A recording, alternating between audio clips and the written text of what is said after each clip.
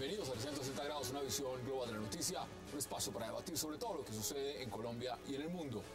Iniciamos hoy 360 debatiendo sobre la baraja de candidatos que se han presentado para hacer esa fórmula vicepresidencial del presidente candidato Juan Manuel Santos en las próximas elecciones.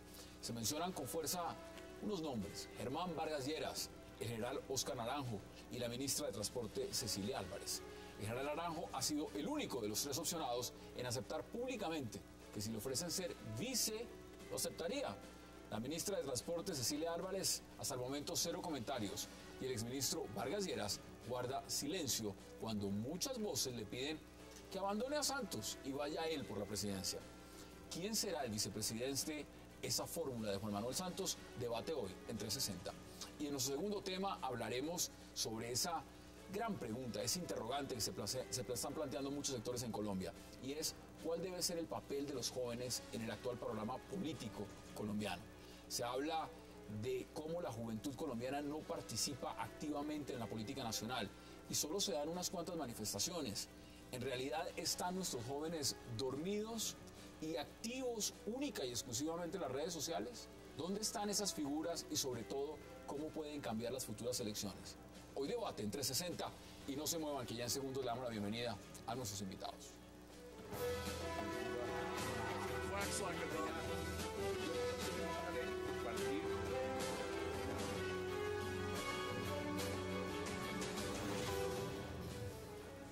Y qué placer dar la bienvenida esta noche a 360 a Josías Fiesco, a Juan Sebastián López, a Jesús Muñoz y a César Caballero.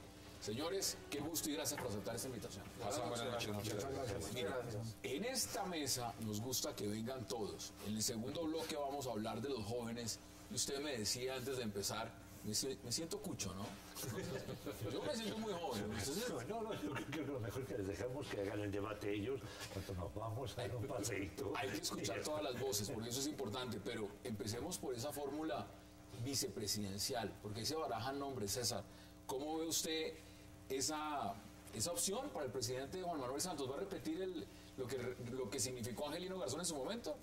Mire, cuando un candidato por la presidencia que tiene buenas opciones de escoger un candidato tiene que tomar esa decisión, es una decisión realmente difícil y muy importante, en la cual lo que tiene que tratar, yo diría, no es de acertar, sino de no equivocarse.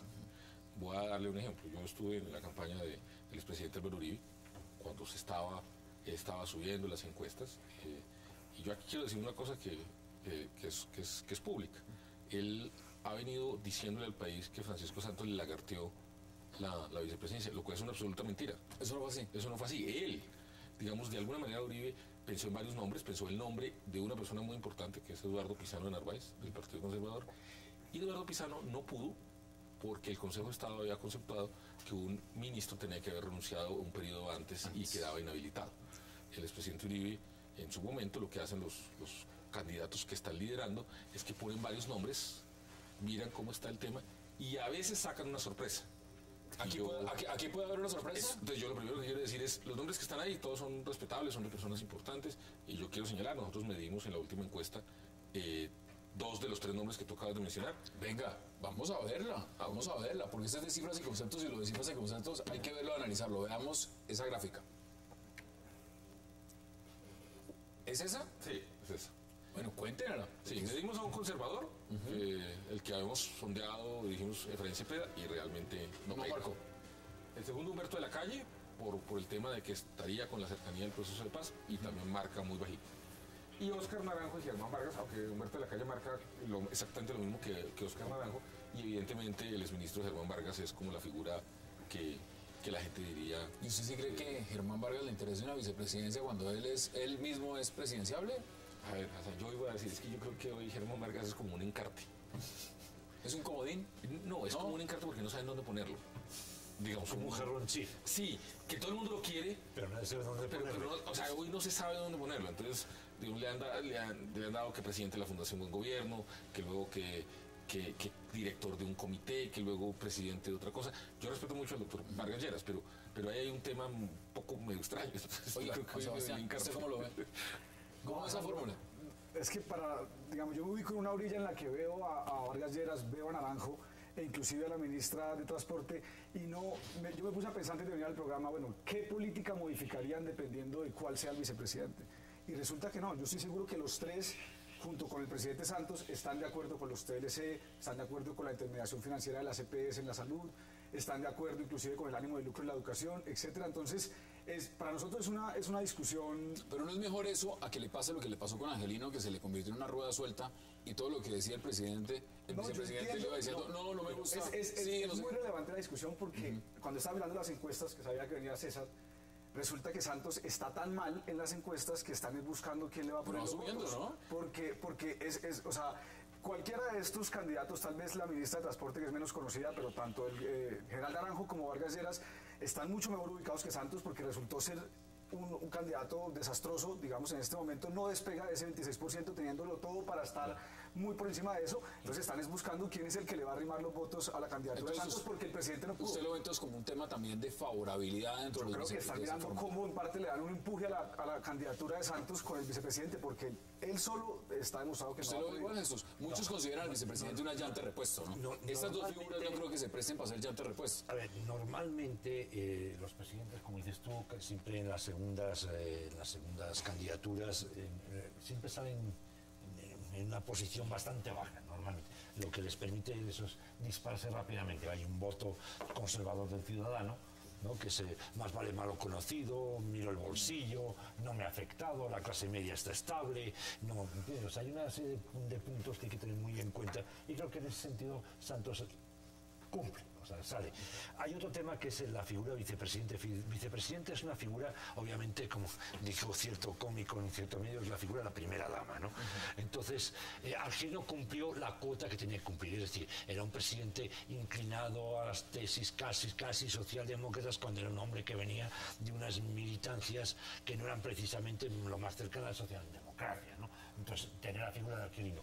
Yo creo que ahora lo que necesita es precisamente la figura de dar un carácter pragmático, ¿no? Del hombre que cumple. ¿Cuál le gusta más a usted? ¿De esos nombres? De esos ninguno. ¿Ninguno le gusta? Ninguno. Germán Vargas, no, primero Germán Vargas y él, el tándem de los dos, no tienen, eso ya está negociado. O sea, la vicepresidencia no tiene absolutamente para Germán Vargas nada que ver. De hecho, ahí está, de jefe estratégico de la campaña, etc. ¿Está haciendo campaña para el presidente o está haciendo campaña para él? Es que ahí está. O sea, Germán Vargas, yo creo que apunta bastante alto. No difiero mucho de la hipótesis de César en torno a la teoría del jarrón chino, ¿no? Pero yo creo que Germán Vargas y la traición, ¿no? Familia que él tiene, que él lo lleva, yo creo que él sabe perfectamente dónde puede ubicarse y en qué momento ubicarse. Aquí los conservadores, lo que hizo Santos a Uribe en algún momento. Bueno, ¿cómo lo ve usted? Porque ustedes ya tienen candidata también oficial y me imagino que pronto estarán pensando en fórmula vicepresidencial. No, por supuesto, eso es un requisito legal y ni más faltaba. Y de acuerdo al compromiso que tenemos con el país, vamos a tener una elección de un vicepresidente que precisamente convoque a Colombia y que represente un interés en la calle del que es conservador, del que es liberal y del que en realidad el 72% de los colombianos dice no a la reelección. Sobre el presidente Santos, yo diría que ese 72% que hoy el presidente tiene de rechazo a la reelección, no al proceso de paz, no a algunas políticas, sino al hecho de que él aspire a la reelección, el 72% está diciendo no le jalamos, pues sencillamente creo que no se puede dar el chance de tener un coequipero simbólico, sino hoy es más que nunca necesario un coequipero que le jale votos. Por supuesto. ¿Cuál de esos dos? Ninguno, esos tres? No, ninguno, por supuesto, porque uno le puede jalar votos, como el caso de Germán Vargas, pero no podría no podría convocar la Colombia provincial, que hoy es una necesidad, ganarle por lo menos ese pulso que hoy el gran ganador, sin duda, es el expresidente Álvaro Uribe. ¿Será? ¿Tú lo ves igual? Porque en las provincias. Yo lo veo bastante distinto. Primero, obviamente, hay un tema que uno debe leer en las encuestas, es la tendencia. Y obviamente la tendencia de Santos, si bien no es arrasadora, comienza muy bajo, pero tiene tendencia ascendente. Y el rechazo a la reelección, que estaba en 74 puntos, ha estado bajando. Digamos, en la encuesta que nosotros hacemos, no es que esté en una maravilla, además su favorabilidad ya está en el 50%, que hacía por lo menos 2 años y medio que él no marcaba eso. Entonces, digamos, ahí hay un primer tema que uno no puede desconocer, digamos, a uno puede gustarle o no gustarle, pero digamos que hay una tendencia, yo he venido diciendo que a Santos se está convirtiendo en lo que yo llamo la inevitabilidad de Santos, y es no nos fascina. ¿Tocó?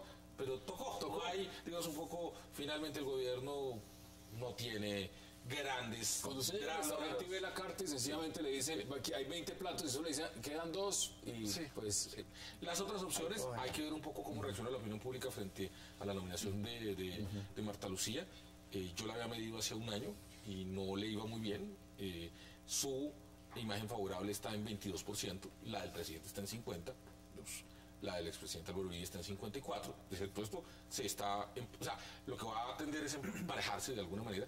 Y un poco lo que yo creo es que la figura del vicepresidente, vuelvo a insistir, no creo que sea tanto acertar como no equivocarse. Mira, estamos viendo también Cecilia Álvarez, ministra, por una razón. Mire, yo no sé si ella puede. Bueno, legalmente... ¿Estaría inhabilitada? Yo por eso le quería mencionar el caso de Eduardo Pizarro, que se había retirado del gobierno de Pastrana. Y el tema, el tema de que sea una mujer, y lo planteo en esta medida, el otro día debatiendo acá, pues ya son 3 mujeres que están aspirando a la presidencia. Clara López, Aida Bello y por supuesto Marta Lucía Ramírez, todas con su aval, todas con una fuerte aspiración y todas con su hoja de vida impecable en ese sentido. ¿No debería el presidente entonces pensar de pronto que una mujer puede ser una carta importante a la hora de la vicepresidencia?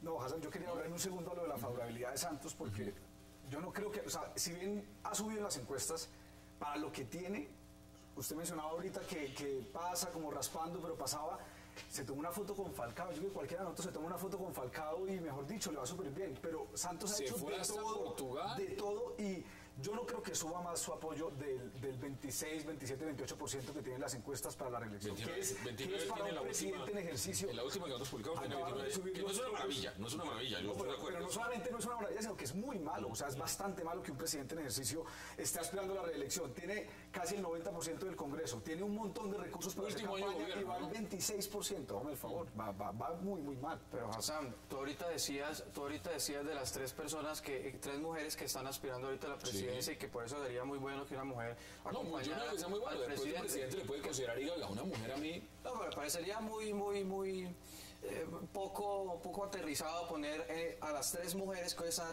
aspirando a la presidencia, que son 3 perfiles diferentes, hablaba de la ministra de Transporte. El caso de Marta Lucía Ramírez no tiene ningún punto de comparación la ministra con la trayectoria en lo público que ha tenido, el desempeño. Marta Lucía, que por supuesto se la lleva, es muy interesante. Menos mal no puso la educación, ¿no? Porque ahí sí, mejor dicho, se entierra. Bueno, ahí sí se entierra. Pero entonces... Pero déjame yo un tema. En la versión de ustedes, Santos no tiene cómo acertar. Yo estoy aquí como analista, tratando de decir, bueno, aquí hay unas opciones, pero en la versión de ustedes, si no tiene cómo acertar. No, yo digo que sí, porque tiene tanto lío para él ganar votos. Y creo que la pregunta inicial de Hassan es ¿cuál es? A ver, pero es un presidente. Yo creo que es un poquito... No tiene cómo acertar. ¿Cómo va a acertar Santos? ¿O cómo acertaría Santos? Consiguiéndose a alguien que tenga buena favorabilidad, que él no la tiene. Porque sí tiene 50 puntos de favorabilidad, pero tiene 48 de desfavorabilidad. Tiene Santos tenía un problema gravísimo en la reelección. Era el proceso de paz. Es increíble cómo lo ha sellado al final. De ahí es como diría Serrat, bienaventurados que tocan fondo, porque de ahí es todo para arriba. De ahí es todo para arriba. ¿Qué ocurrió? Viaje a Europa, abrazo de Felipe González, viaje a Cuba, abrazo de Ban Ki-moon. Hermano. O sea, con eso selló la mancha negra que tenía, que era la peor. Lo peor que tenía el infamia era el tema del proceso. Pero volvemos al tema. A partir de ahí, ¿cómo se va a manejar? Volvemos al tema del restaurante. Es como cuando le dan el menú. Volvemos. Yo creo que ahí empieza. Yo creo que el presidente Santos tiene 3 problemas centrales y 3 fallas centrales. Uno, la reforma a la justicia, que salió muy mal. Que él trató de echarle la culpa al Congreso, pero yo creo que el presidente Santos, ahí el gobierno tuvo una responsabilidad muy grande. 2, el muy mal manejo inicial que le dio al tema del paro agrario. Yo creo que ahí el presidente... yo creo que eso se equivocó.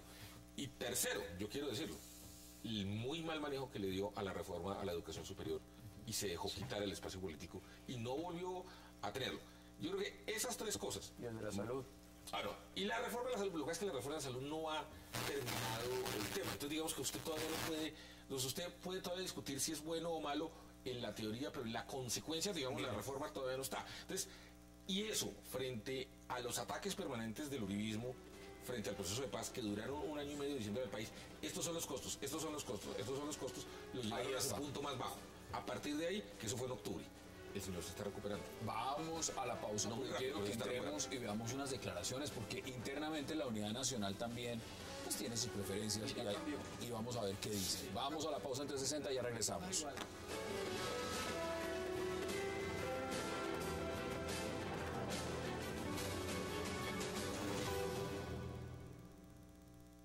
Vargallera es Bogotá con Bogotá y son de la misma extracción. Debe ser mujer y de provincia. Cecilia Álvarez es mujer, es de un municipio de provincia, es una excelente persona, honesta, buena, inteligente. Regresamos a 360, eso dicen desde la U. Está Cambio Radical, están los liberales, todos van a opinar. ¿Cómo ve usted lo que está pasando? Porque, pues, claramente Armando Benedetti tiene sus preferencias también. Armando Benedetti le cayó el tirón de orejas, ¿no? Y ha sido el tema de debate en todos los medios, ¿no? Donde salió Armando Benedetti, ¿no? Pero hay un tema que es interesante, que incluso tú planteabas, que es el tema de la mujer, ¿no? Lo hablaste porque hay unas candidatas, como tú muy bien indicabas, muy fuertes, políticamente muy bien construidas, ¿no? Y yo creo que contestar con una vicepresidenta a esas candidatas en la estrategia y en el marketing político puede ser una opción muy interesante. ¿Usted sabe qué le están diciendo a Armando Benedetti, por ejemplo, Carlos Fernando Galán, desde Cambio Radical? Le está diciendo que no haya fuego amigo. Es decir, porque en el fuego amigo se puede inmediatamente pues, meterse en un problema. Es mejor unificarse y buscar todos una fórmula de apoyo al presidente. ¿Usted está de acuerdo, Josías? ¿Es así? Pues el presidente está totalmente necesitado, primero, de la imagen propia de él, de levantarse ante los colombianos. Porque con los conservadores le fue muy mal en la convención. Pues no salió las como bases quería. Conservadores. No, digo el presidente Santos. En la U, hasta el propio Juan Lozano está diciendo que esa convención realmente no fue convención, que eso fue más virtual. No, pero en la U sí le fue bien. Bueno, le fue muy bien. El Partido Conservador le fue muy mal, pero en la U le fue muy bien. Cambio Radical. El señor Vargas Lleras, evidentemente, no se sabe si está haciendo política para Cambio Radical o le está haciendo campaña a ese presidente. Y los liberales están firmes con Santos. En ese panorama, ¿cómo ve usted lo que puede ser para la unidad nacional buscar esa fórmula vicepresidencial? Porque también está diciendo Simón Gaviria, y han dicho varios, que a la unidad nacional tiene que tener el respaldo y gustarle ese vicepresidente, ponerlos a todos de acuerdo. Hassan, yo creo que lo ideal sería algo que seguramente Santos no va a hacer, y es hacer algún tipo de alianza programática para la vicepresidencia. Que él diga, mire, o que un presidente en cualquier país, yo voy a estar con este vicepresidente porque nos vamos a comprometer en estos y estos puntos. Yo ayer escuché una declaración del ministro Iragorri diciendo que la unidad nacional no era un pacto burocrático, sino que era un acuerdo de ideas.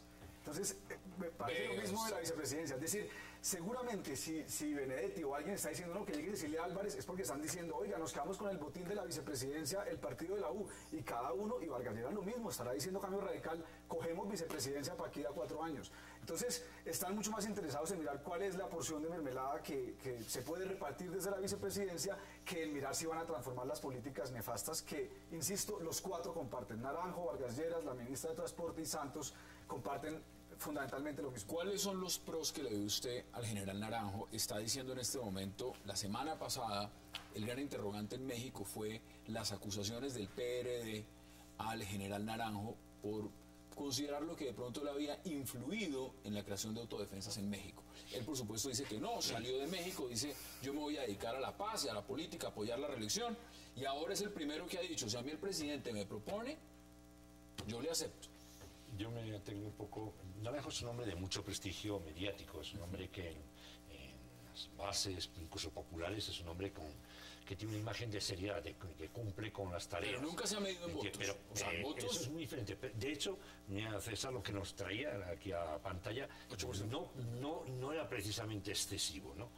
Pero hay un tema que no estamos tocando y es Cambio Radical. A mí me parece que Cambio Radical, Vargas ha jugado una baza increíble. O sea, es lo que se llaman en las elecciones los partidos bisagra. El que logra hacia dónde se tienen que inclinar. De hecho, Hassan dice con mucho acierto, no se sabe todavía el Cambio Radical hacia dónde va o hacia dónde.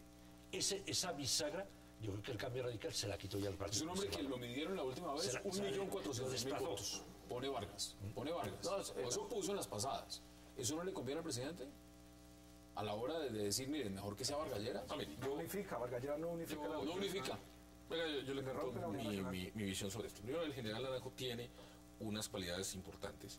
Primero, el tema que más duele en este momento, cuando uno pregunta a los colombianos, es el tema de seguridad ciudadana. Entonces eso lo dicen las encuestas. Sí, eso lo dicen las encuestas. Y entonces el tema de un general realmente exitoso, un hombre serio, un hombre que hizo una carrera dentro de la policía realmente muy, muy importante, que fue director de la policía muy bien hecho. Es un hombre que no... Yo creo que eso tiene una cosa. Y el segundo tema es que es un hombre del estamento de las Fuerzas Armadas, que ha estado en el tema de negociación de paz y que puede de alguna manera también mandar un mensaje de aquí hay un par de personas comprometidas con el proceso de paz frente a los contradictores que están en La Habana y frente al país, es decir, estamos jugados por la paz. En eso creo que Naranjo le ayuda.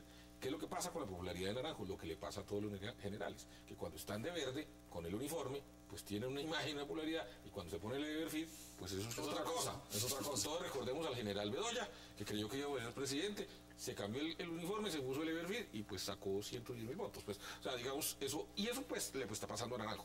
Sí. Pero creo que puede ser una buena fórmula para el presidente si hacen énfasis en el tema de seguridad ciudadana y en el tema del general de la paz. Es decir, y Vargas Lleras, creo yo, es un hombre que le pone mucha dinámica a la política.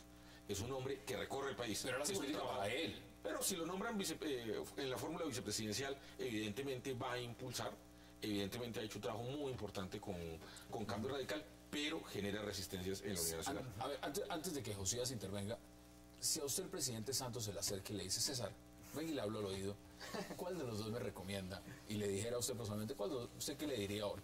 ¿Cuál de los dos? Tengo que escoger entre los dos. Naranjo. Usted escoge Naranjo. Yo le diría Naranjo. Usted escoja Naranjo. Sí. Sobre todo, pero déjeme decirle solamente una cosa que pena. Cuando usted lo nombra, usted tiene que saber que va a estar 4 años con el señor. Y yo sí prefiero un tipo que de alguna manera sus ambiciones futuras no sean tan claras. Yo creo que Naranjo es un hombre ambicioso como las de Germán Vargas. Que están clarísimas. Digamos, y las de Naranjo apenas lo nombren también. O sea, si él lo nombra vicepresidente para el 2018 compite con Vargas Lleras. Pues, sí. No, hay menos posibilidades. Sí. Pero sobre la fórmula Santos Vargas Lleras, el país en esos 4 años, si algo se queja, es de la centralización del poder. Más que nunca en otros años, esa concentración de Bogotá y ahora un presidente bogotano y un vicepresidente bogotano. Es decir, no le conviene a Vargas Lleras. Por supuesto que no. No le conviene ni al país, ni a Santos, ni a Vargas Lleras. Porque el país lo que está pidiendo hoy más que nunca es descentralización. Deje que el Valle hable, deje que Antioquia hable, deje que Córdoba hable. Y si concentramos el Ejecutivo y el Escudero en Bogotá, pues imagínense. No, pero eso te equivocas en el juicio, porque usted tiene un vicepresidente vallecaucano y tampoco le satisface. O sea, yo insisto que tu posición es que nada de lo que haga Santos va a funcionar. O sea, te estás diciendo, nombre a uno no bogotano, ya tenía uno que es Angelino Garzón, y estás diciendo, eso fue la muestra máxima de centralismo. Es que yo creo que no... O sea, no, pero no puede... O sea, el argumento que estás construyendo no va. Mire, vamos a ver qué dice Roy Barreras, y le doy la palabra también a Jesús Muñoz. Senador Barreras, ¿qué nos dijo en sus declaraciones? Sobre la fórmula vicepresidencial, esa es decisión absoluta del presidente, pero tiene muchas opciones. Suenan nombres como el de Cecilia Álvarez, que es mujer y que es caribe, la ministra de Transporte, Mauricio Cárdenas, que es conservador y de origen paisa, el general Naranjo, que es símbolo de seguridad, e inclusive Vargas, que construyó muy bien las casas que le ordenó el presidente Santos y lo hizo con eficiencia. El presidente Santos tiene más opciones de vicepresidente que las que tiene Peckerman para reemplazar a Falcao, o sea que estamos muy tranquilos. Vea, Jesús. Bien, ¿cómo vamos a ver? Hay una figura que yo siempre llamo, y los periodistas llamamos lo que se llaman los animales políticos, ¿no? Vargas Lleras es uno, Uribe, no sé, Robledo. Esos tipos no son para vicepresidencias. O sea, eso es así. Y yo creo que eso lo tiene muy claro incluso el propio Vargas. Sí, no les interesa. Incluso, yo creo que perderíamos un gran tipo que nos produce grandes titulares, ¿no? Hassan, o sea, Vargas Lleras es un tipo, es un animal político que no se puede quemar, ni creo que permita quemarse una vicepresidencia. Naranjo es un ejecutor, es un gestor. Es un tipo de acción que le dan una misión, la cumple a cabalidad, de una forma limpia, honesta. Y está ahí por eso, es decir, cogiendo las dos figuras. Preguntándole lo que le preguntaba César, si el presidente le Naranjo, como periodista digo, yo prefiero Naranjo. ¿Por qué? Porque si me quitan a Vargas Lleras me quedo sin titulares. Tiene que escogerme uno. No me puede seguir diciendo. No supe quién fue el que lo dijo, pero en un programa de opinión dijeron, el lío de escoger a Vargas Lleras sería que la gente le va a pedir citas a Vargas Lleras y no a Santos. Y me pareció muy fino, pero además muy ajustado porque... Pero mire que le está manejando Fundación Buen Gobierno, ahora está manejando, bueno, lo que es la campaña, ¿no? Es un hombre que sabe hacer política. Y realmente... De esa forma. Para responder la pregunta, yo realmente creo que es una discusión que muy poco va a transformar decisiones para las elecciones. O sea, escoja a Naranjo o escoja a Vargas Lleras, yo creo que la ministra Media no va a hacer que mucha gente varíe su intención de voto. Es decir, Santos, yo estoy prácticamente seguro que está llegando a su techo, puede si acaso llegar al 30%, y el impulso que le vaya a dar cualquiera de estos dos personajes, por más que tengan favorabilidad, va a ser muy difícil, pero yo creo que no va a escoger a Vargas porque se le rompe la unidad nacional. Entiendo que los liberales lo amenazaron ya con que si nombraba a Vargas le lanzaban candidato presidencial y todo. Entonces, entiendo que no se lo aguanta mucha gente y no creo que vayan a nombrar por eso. Pero a ver, venga, dos cosas. O sea, creo que coincidimos, aquí lo importante es que no se equivoque. Y segundo, no sobredimensionemos el vicepresidente de Colombia. Sea quien sea el vicepresidente de Colombia, depende su poder de si está cerca al presidente o no está el presidente. Y voy a darle un ejemplo. Francisco Santos Calderón, en la primera parte del gobierno de Uribe, estuvo muy cercano, fue muy activo, pero luego tuvo la valentía de decirle al presidente Uribe que su canciller, con un hermano que estaba entrando a la cárcel, pues no era la mejor figura, y eso hizo que Uribe dejara de hablarle y lo maltratara y dijera todas las cosas que ha dicho. Yo creo que Angelino estuvo poderoso los 2 primeros años y luego le fueron quitando. O sea, la verdad, si usted cree que en la vicepresidencia hay mucha mermelada, es porque no conoce cómo funciona la vicepresidencia, y va y pregunte a ver si Angelino tiene mermelada, y no tiene. Menos de 30 segundos. En estos momentos yo creo que la figura de vicepresidencial, como dice Tormes, pone votos.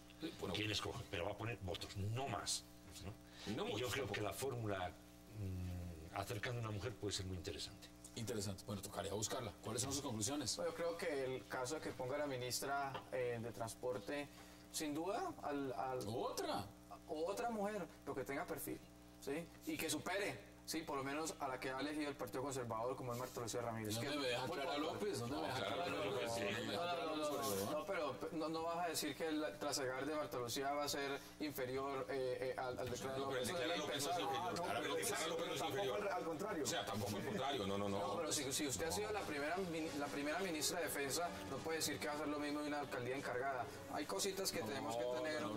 Y su preparación académica, ha desempeñado un montón de cargos en el Estado. Es una doctorada en la Universidad de Harvard. Nosotros no en el Estado, es en lo público y en lo privado.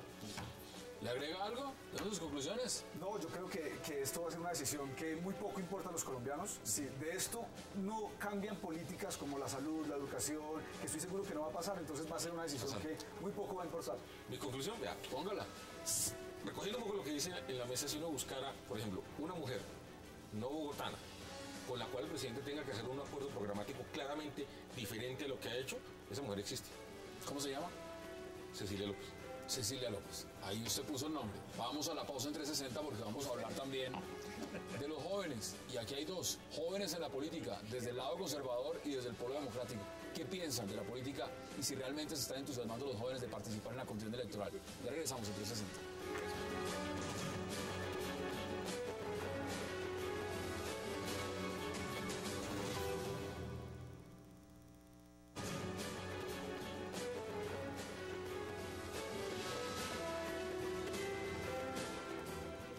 Regresamos a 360 y ahora vamos a hablar de un tema que tiene mucha trascendencia a la hora electoral. Sobre todo cuando uno ve las encuestas, César, se da cuenta, el voto en blanco está elevado, ¿no? Sí, está muy elevado. Muchos se preguntan también si hay un inconformismo con la política. Hay un marco de población muy importante que son los jóvenes. Y la pregunta es si a los jóvenes les interesa hoy en día la política o no. ¿Usted por qué está metido en el cuento de la política? ¿Por qué le gusta estar ahí apoyando a Marta Lucía Ramírez, trabajando esa agenda conservadora, metido en el Partido Conservador? ¿Hay muchos como usted o son muy pocos? No, muchísimos, sabemos mucho porque sobre todo lo que nos mueve a nosotros, a diferencia de otros perfiles, son los ideales, ¿sí? Nosotros vimos que... ¿Los de Gerlain? Partido Conservador. Ahí no hay ideales, ahí hay no, intereses. Le pregunto. Nosotros vimos, los jóvenes conservadores, que si apoyábamos a Marta Lucía Ramírez, quien es la defensora de unos ideales puntuales dentro del Partido Conservador, independencia, nada de arrodillarse a la mermelada, a eso hay que meterle convicciones y demás, podíamos darle un giro precisamente a esas personas que en el voto en blanco están en el voto en blanco porque no habían visto otra opción más allá de la de Santos, más allá de la que hicieron el Centro Democrático y demás. Nosotros, los jóvenes, quienes estamos detrás de un ideal sin piedra y sin más alboroto, pues creímos que en la convención era el momento de darle a Colombia una candidata con una visión distinta, y lo hicimos. Prácticamente, en la realidad, le dimos a Colombia una nueva candidatura con Pero unos el partido ideales. quedó dividido, ¿no? El partido quedó... No, el partido no quedó dividido, siempre ha estado dividido. Sí, siempre ha estado dividido. Los conservadores tienen unos intereses, las bases conservadoras, los jóvenes, los que estamos deseosos de las facultades de Derecho y de Ciencias Políticas y demás, de nuevos ideales. ¿Están los jóvenes, les interesa la política? Y les va a interesar sobre todo en estas elecciones, porque hay muchos que se están lanzando, algunos nombres, y están buscando sus votos. Ah, mire, yo creo que eso refresca, pero yo siempre he considerado que, digamos, que la condición de joven no es suficiente para, digamos, marcar una diferenciación. Yo creo que hay que tener posiciones sobre temas. La juventud normalmente no participa, y yo celebro que ustedes participen. Pero también yo recuerdo cuando yo tenía 20, 23 años, pues habíamos un grupo de personas que estábamos participando, minoritarios dentro del círculo que nos movíamos.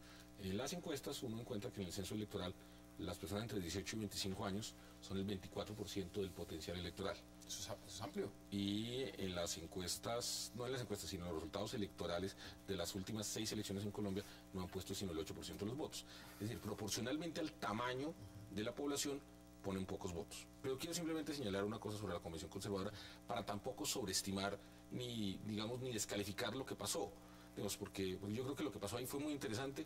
Yo estoy muy contento que Marta Lucía hoy sea candidata, pero recordemos que recientemente ha habido unas convenciones organizadas por dos figuras muy parecidas. Fabio Valencia organiza la convención del Centro Democrático, en donde había cupo 800 personas, se inscribieron 1.200 y votaron 2.400. Y el otro que organizó la convención conservadora, pues es Omar Yepes. Yo a Omar le tengo un gran cariño, un gran aprecio, pero digamos, decir que lo que pasó ahí fue solo los jóvenes, no, ahí también había un inconformismo de una parte del Partido Conservador, y también hay figuras como Omar Yepes que desde el principio sostenían más o menos lo que tú decías, es decir, uno no tiene que ser joven para sostener. Tú estás sosteniendo lo mismo que Omar Yepes de 62 años. ¿Cómo lo ve usted? ¿Qué lo motiva, además? ¿Y cuántos están enfilados también con ese interés en la política, participar activamente en la política? Yo creo principalmente que hay un lío con los jóvenes, no solamente en Colombia, sino en el mundo. Es decir, la juventud, si no estoy mal, César, el promedio de edad de los colombianos, yo tengo 26 años, el promedio de edad de los colombianos está por 27, 28, algo así. Es decir, casi que uno no debería decir si les interesa a los jóvenes, si les interesa a Colombia, porque es el promedio de edad de los colombianos. Pero hay un problema grave. En Bogotá, solamente en Bogotá, 270.000 ninis ni trabajan ni estudian. Yo alguna vez escribí un artículo que se llamaba Carrera de Obstáculos para recibir a los primíparos del externado. Salen 100 del colegio, pasan 40 a la educación superior, se gradúan solamente 20, de esos 20 solamente un tercio consigue empleo formal y el resto está en la informalidad. Entonces hay una situación material que a los jóvenes les impide participar de la política. Esa es la primera cuestión. ¿Usted cree en la política? Es decir, ¿usted cree en esta política? Y le voy a demostrar cómo los jóvenes están cada vez creyendo más en la política. Ahora, los que decidimos involucrarnos en la política, no nos involucramos todos en la misma cosa. La política no es toda la misma política, sino que hay partidos y hay cosas distintas.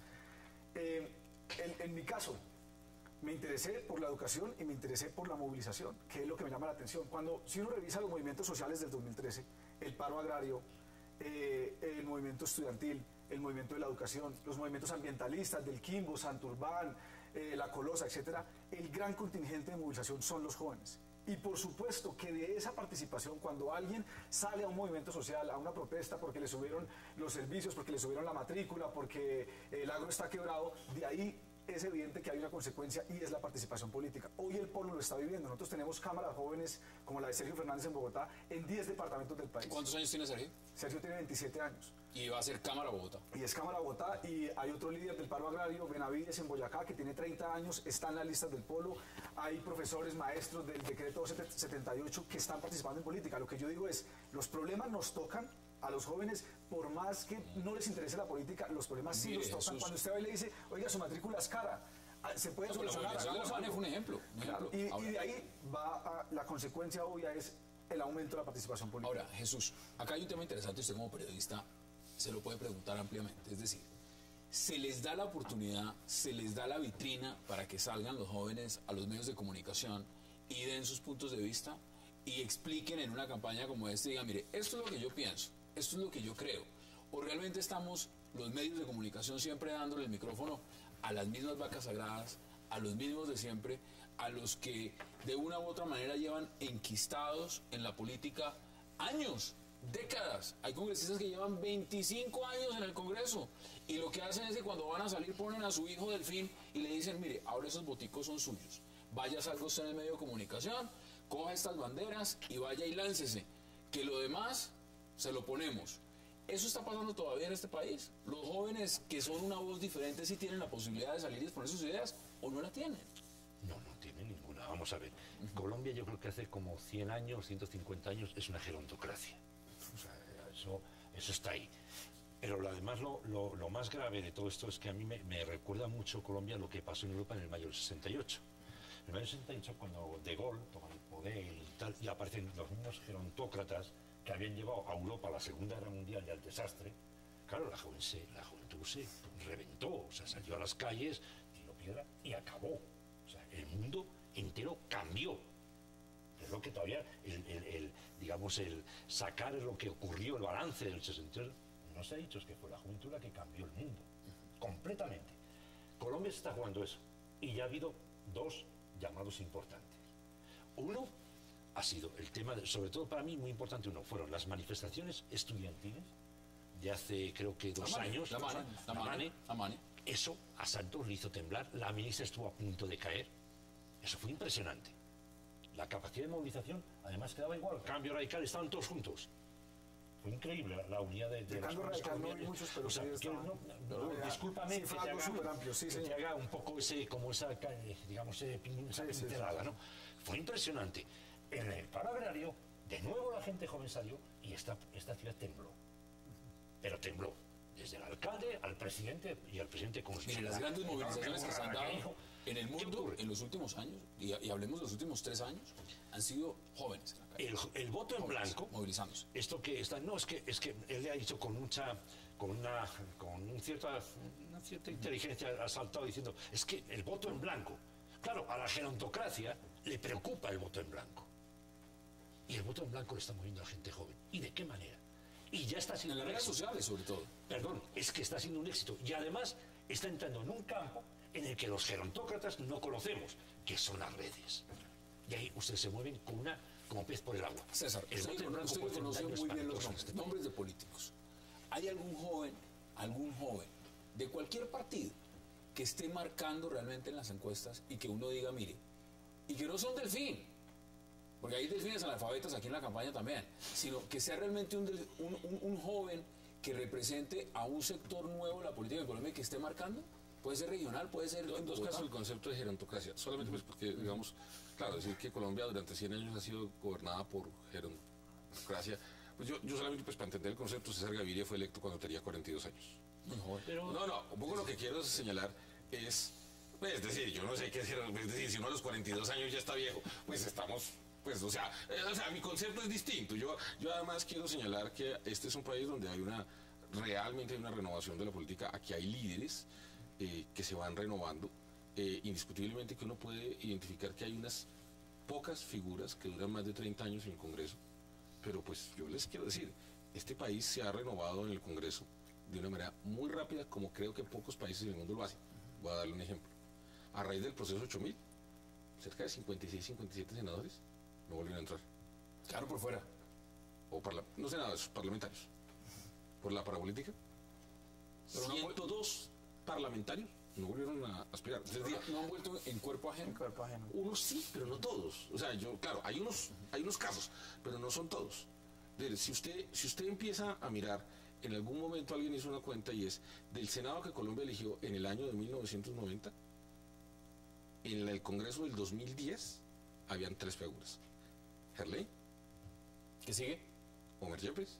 Ahí está. Y Víctor René Marco, que se murió. Los demás. Iragorri. pero no está, creo que él se eligió.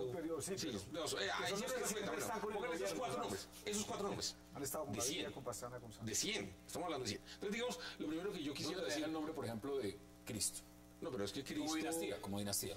Pero como dinastía, ese es otro... que ya llega el otro hermano.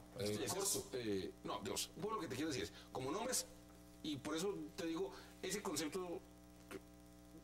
Cuidado, pues yo no creo y te recuerdo. Este país eligió a César Gaviria a los 42 años, y eso no es ser viejo. Primer tema. Y segundo tema, los jóvenes, yo creo que hay muchos aspirando, que evidentemente los que tienen tradición política familiar tienen mayores ventajas. Todas. Sí, tienen mayores ventajas y ellos tienen... Y ahora que tú estabas haciendo la pregunta, yo distinto a los que tienen esa tradición política familiar, no recuerdo uno que esté hoy marcando fuerte, ni siquiera le en las encuestas. No lo tengo así de memoria realmente. En los conservadores, en el Partido Conservador, ¿cuáles son las figuras jóvenes más representativas que tienen en este momento? Digamos, a Cámara, o a Senado. Brillante, un excelente congresista. En Bogotá tenemos el caso de José Jaime Uzcategui. ¿Sí? Aquí ha estado en este programa también. Por Bogotá es una opción que amerita la atención de los bogotanos. En el Valle del Cauca existe un señor Osorio, un joven Osorio también de la Universidad del Valle. Hay muchas, en las diferentes regiones del país hemos logrado llegar desde la figura de Marta Lucía Ramírez a motivar a toda esa gente que sigue creyendo, hombre, en el orden, en la seguridad, en las instituciones. Venga, haga parte de nuestro partido. Y ahí están, en la lista. Bien, vamos a la pausa en 360 y ya regresamos para seguir debatiendo otros temas de cómo perciben los jóvenes la política en Colombia. Ya regresamos.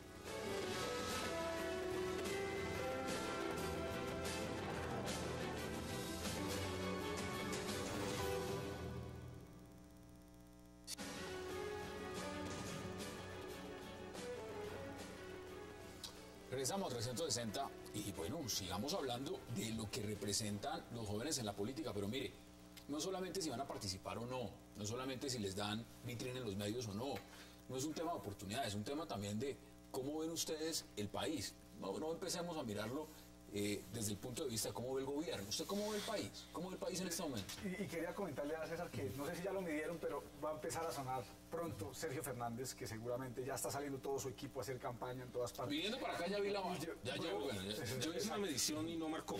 Digamos, lo mismo que César Pachón. Nosotros lo medimos. ¿Pachón no es candidato a qué? No, pero te digo un poco, figuras más, digamos que estaban, yo le hice una medición y no marcó, hice una medición también para César Pachón, no marcó, pues obviamente a nivel nacional no, pero tampoco en Boyacá, marcó un poquito en Boyacá. Pero yo entiendo que no es candidato en ese momento. Sí, no, pero te digo que las dos figuras sí las medimos. No, mire, yo estuve, les quería contar esa experiencia, el domingo estuve en San Martín, arriba de la Circunvalar. Después, la semana pasada estuve en Ciudad Bolívar. Ayer estuvimos repartiendo volantes en los Andes, en el Rosario, en el Externado, para el lanzamiento de campaña de Sergio Fernández. Y lo que yo siento, lo que yo percibo, hay un rechazo total al continuismo. Y la gente no es boba, la gente también identifica al uribismo con el continuismo. Hay un rechazo total a eso. Después de eso... Bueno, usted menciona el uribismo. ¿Qué piensan de los liberales, por ejemplo? ¿Qué piensan del cambio radical o los conservadores? Partidos tradicionales, por ejemplo, como liberales y conservadores. Yo insisto, creo que hay un rechazo a ese continuismo que representan esos partidos. Y ya en el marco de ese rechazo a ese continuismo hay muchas opciones de cambio en las que una de ellas es el polo democrático, el polo joven, y cada vez estamos ganando más adeptos. Lo de la juventud desde el polo es de verdad impresionante. Yo no sé qué porcentaje del partido sea, pero estoy hablando de miles de jóvenes en todo el país que están acogiendo nuestra bandera. Nosotros tuvimos nuestros errores, nos hicimos la autocrítica, le hablamos a la gente y le decimos, este es un polo nuevo, un polo joven nuevo, lleno de voluntarios. No es el polo de Samuel. Le voy a decir quién estaba. Es otro polo. Es otro polo. Les voy a decir quiénes estaban ayer.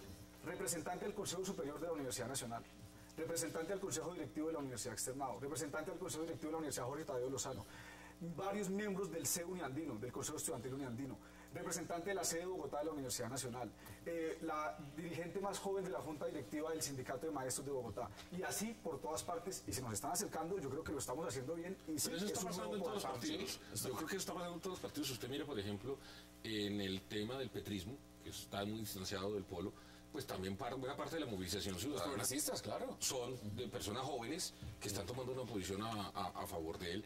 Igual las juventudes liberales están con una cosa muy activa. La U tiene unas juventudes, claro, tú no las ves porque tú estás moviéndote en el círculo del pueblo, pero también un poco lo que yo quiero decir es, hay jóvenes que se están liberales no fueron de los Dígame, ¿quién primeros es el también liberal en tratar de joven dejar. más conocido? ¿O qué ha hecho? ¿Quién es un liberal joven conocido? ¿Que haya hecho algo en el país? Yo en este momento les puedo decir eso, hay No, un... no, pero digo sí. menos de 30, digamos. No, pero es que Guillermo Rivera Es un anciano, pero claro, desde la perspectiva suya, David Luna es un anciano, pero Guillermo Rivera, que usted lo ha invitado acá, Guillermo Rivera es un tipo que viene por Putumayo, Aspira al Senado. Aspira al Senado y es pues, o sea, yo creo que todos, un poco lo que te quiero decir es, todos tienen figuras. Y yo creo que es muy importante que los jóvenes participen, pero eso no es, o sea, la juventud no es monopolio de un partido. No, o sea, y lo importante es que tomen posiciones. Pero la renovación, usted lo plantea muy bien, César, la renovación es un tema que la gente confunde en el marco de lo que significa la edad, y resulta que la renovación es ideas, es propuestas, que esa es la gran diferencia. Mire, Hassan, a lo que decía del polo, que los mismos pelados hoy que están defendiendo el polo, le hicieron campaña también a Samuel Moreno, a ellos les salió ahora una nueva competencia, son unas personas que tienen hortalizas por montones, los que botan tomates, ¿no has pillado? Y entonces uno llega... Está en el Partido Liberal, los del tomate. Ahora los cogió todos. No, yo no, pero es que yo los descalifico. Yo te invito a descalificar, o sea, todo lo que no te parezca al pueblo, tú lo descalificas, ¿no? Pues tampoco, pues, o sea, yo no te he descalificado, ni descalifico los nombres. Yo no descalifico las personas que tú señalas. Yo no voy a defender a los niños del tomate, lo que te digo es que tan pronto tengo un nombre en algo que no sea el pueblo, lo descalifico. No. O sea, lo que te invito es, yo no los conozco los del tomate, no los conozco, pero pues también tampoco tengo el facilismo de descalificar. Yo descalifiqué lo del petrismo, no lo acabas de descalificar lo del tomate. Es un fraude, hay que tener responsabilidad en el tiempo, hay que tener diciendo, responsabilidad, contra los partidos tradicionales y es candidato del Partido Liberal. No, pero es que no digamos de que... No tiene coherencia, no tiene coherencia. No digamos que Bogotá le salió debiendo al polo, no, eso si quieres hacemos el resumen del Partido Conservador en la historia del país.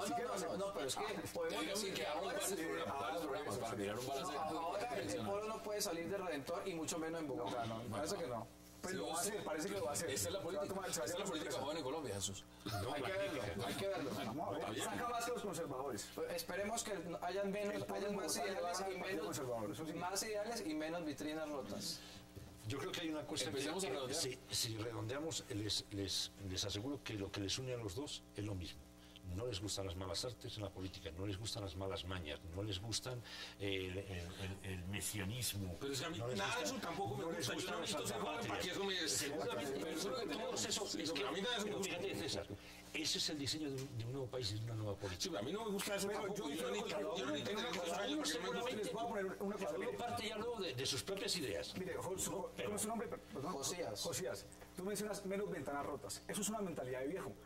Yo en mi vida he lanzado una piedra y tú de una vez, porque ves a unos jóvenes que son del polo, dices, es que ustedes parten ventanas. ¿Eso de dónde lo sacas? No. ¿De dónde has visto a la gente joven rompiendo ventanas? Eso sí no es... ¿Lo acabaste de decir? No, pero menos ventanas rotas. Pero es que la ventana rota no me la he inventado yo, en ese sentido. ¿Y por qué se las aplicas al polo joven? Desde la historia, las marchas y las piedras, el país y la ciudad siempre tienen una sensación melancólica. Cuando después de una marcha, uno dice, esto fue lo que pasó por aquí, por avenidas, por la carrera séptima. No me cuente las marchas, cuénteme, por ejemplo, la convención conservadora.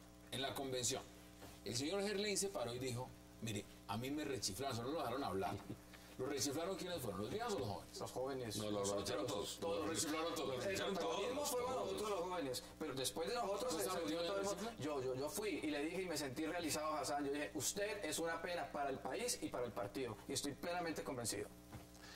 Gracias. Son las cosas. Mire, lo que pasa es que a mí me encanta que la gente tome posiciones. Lo que yo he tratado de hacer es, oiga, no descalifiquen de entrada las cosas. Hay gente buena en todos los partidos. Yo creo que, mire, finalmente Colombia va a tener un sistema de 7 partidos, que con excepción de uno, que hay serias dudas, que es el tema del PIN, Opción Ciudadana. Y del Mira. El Mira, yo le voy a decir una cosa. ¿Mira alcanza el umbral? Yo creo que de pronto sí. Sí. Hoy lo creo. ¿Por qué? Porque en política, ¿qué pasa? El Mira hace 3 meses el 90% de la gente no lo conocía. Hoy el 100%, no, claro, hoy el 100% de la gente lo conoce. Lo primero que tiene que hacer un político es que lo conozcan y luego que no lo odien. Hoy el Mira tiene un enorme rechazo. Pero pues puede cambiarlo. Y lo segundo, ojo, yo les voy a decir una cosa, yo no milito en Mira. Yo siempre votaba al Partido Liberal y bueno, pero venga, le cuento una cosa, a mí sí me parece raro que los 7 u 8 escándalos le salieron todos en la misma semana. A mí, Dios, y hay que darle la presunción de inocencia hasta que no los declaren culpables. Dios, que ese es como un principio, yo digamos, por eso no descalifico el Mira, yo no voy a votar por Mira, pero no los descalifico. Y un poco lo que quiero con esto señalar es, en Cambio Radical, en la U, el Partido Conservador, en los Verdes, en el Polo, hay figuras buenas. ¿Ve usted que los liberales también tienen cristianos? Sí. Miguel Morales, y hoy empieza en Casa de la Roca campaña también. Y vea, les voy a decir una cosa, el Congreso que va a elegir Colombia, el 9 de marzo, es un Congreso de lujo. Ahí hay figuras realmente muy importantes. Hay de todo, ¿no? Y por eso, el voto en blanco que están promoviendo para el Congreso, yo creo que no va a funcionar. Pero para primera vuelta sí puede funcionar. Quedan menos de un minuto, 20 segundos, Jesús, para que concluya usted también. Mira, en este debate que me llamaron fue el tema de la juventud frente a la política, ¿no? Entonces yo creo que retomo un poco lo que había dicho Juan Sebastián en el comienzo del programa. La gente joven está harta de lo que les someten, yo creo que le han ofendido bastante, le han humillado bastante. Sí, pero si no salen y lo votan y los espacios han sido muy pequeños. Si no se lanzan, es lo mismo. Yo creo que sí les une, o sea, mucha sensibilidad les une a todos. ¿Qué optan ellos dentro de sus organizaciones políticas? Es otra historia, es otro tipo de debate, ¿no? Que no tiene absolutamente nada que ver con el que estamos llamando aquí. Y creo que esos jóvenes que están ahí en el conservatismo, en el polo democrático, en los liberales, yo creo que esos jóvenes siguen teniendo otro diseño de país que no están arriba en las Jesús, vuelvo a lo mismo, 20 segundos, porque una cosa es la movilización en las redes sociales y hacer mucho alboroto y lo que usted quiera, pero si el día que hay que votar no van y votan, ahí no hay nada que hacer. Y ya le pasó a Mocus. Bueno, ya le pasó a Mocus. Deme sus conclusiones. Hoy los conservadores y los jóvenes conservadores tenemos una mujer que no es vergonzante. Es una mujer para mostrar con una propuesta de país distinta, recorriendo el país, escuchando a la gente. A ojo cerrado, digo, con esta mujer me la juego porque es otro país diferente. Yo creo que ya hubo una evolución de las redes a la calle. Entiéndame, a la calle democráticamente, civilistamente, como lo hicieron las batas blancas, como lo hizo el paro agrario, como lo hicimos los estudiantes. Y de esa calle seguro vamos a llegar a los votos por Clara, a los votos por Robledo y a los votos por Sergio Fernández. Juan Sebastián López, como siempre, un verdadero placer. A ustedes, muchísimas gracias por la invitación. Josías Fiesco, gracias. Y César Caballero, muchas gracias. Un placer. A ustedes gracias por acompañarnos. Nos vemos mañana a la misma hora, 8 p.m. Seguiremos debatiendo toda la agenda política de Colombia y del mundo. Y recuerden, repetición de este programa, 11:30 de la noche. Gracias por acompañarnos.